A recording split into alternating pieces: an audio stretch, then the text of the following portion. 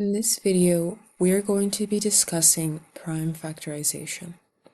So prime factorization is breaking down a value into only its prime factors.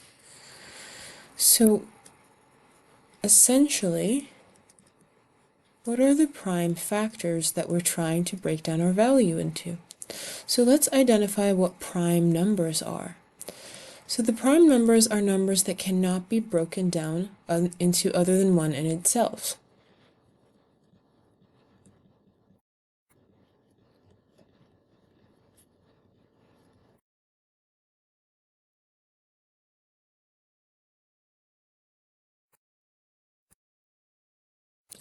So let's look over examples of prime numbers.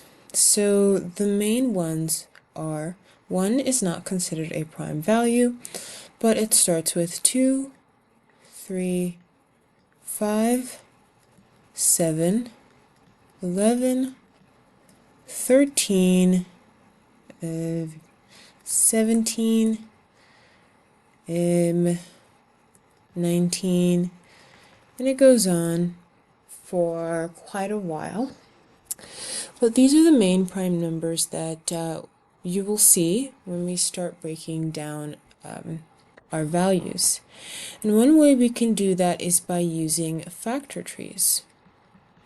So factor trees are essentially we start with our value, break it down into any two factors, and break that down until we are only left with prime values over.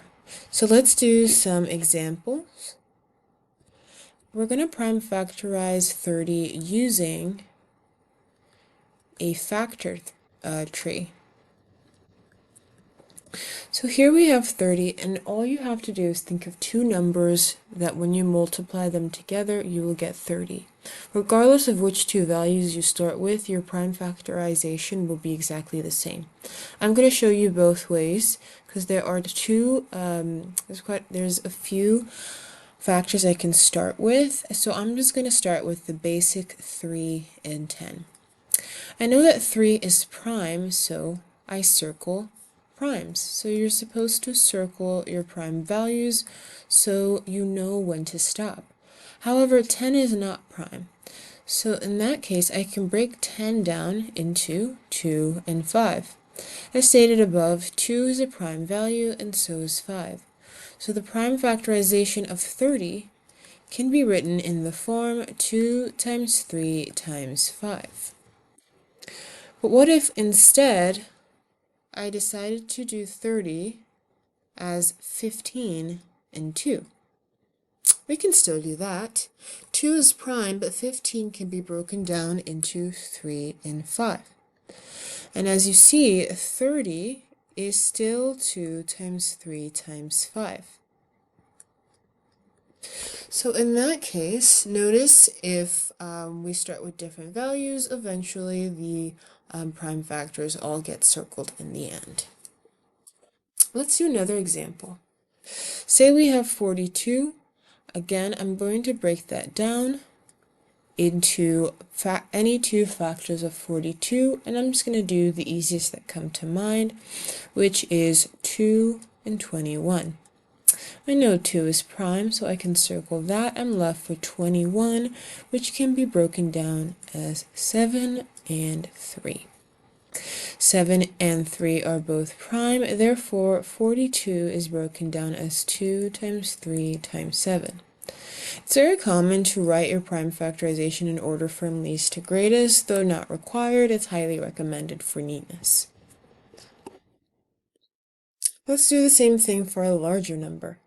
Large numbers can be broken down. We're going to start with the basic 62 and 10.